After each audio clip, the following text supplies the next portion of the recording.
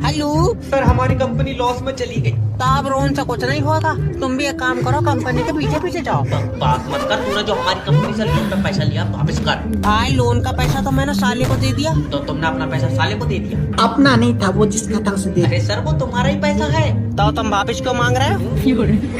क्योंकि हमने दिया था तुम्हें वो पैसा। मेरा पैसा तुम्हारे पास कैसे पहुंचा? मैं मुंह पर चाटा मारूंगा। Okay sorry. देखो, जिस कंपनी ने तुम्हें लोन पर पैसा दिया है, मैं उस कंपनी में काम करता हूँ। तो लल्ला उसी कंपनी से पैसे मांग, मुझसे क्यों मांग रहे हो? मैं लोन मांग रहा हूँ। तुम्हें किसी ने गलत बताया, मैं लोन दे ही नहीं हूँ। सर, कंपनी का लोन मांग रहा हूँ। तो वो तो मैंने साले को दे दिया। अच्छा, तो साला तुम्हें पैसे देगा, फिर तुम हमें पैसे दोगे? नहीं नहीं, क्यों? क्योंकि साले ने वो पैसे अपने दामाद को दे दिए। तो साले का दामाद साले को पैसे देगा, साला तुम्हें देगा, फिर तुम हमें दोगे? नहीं, फिर मैं दूंगा छोटे वाले साले को। Okay bye. अरे मेरी बालो, ओए। मतलब वो अलग ही लेवल का बंदा था।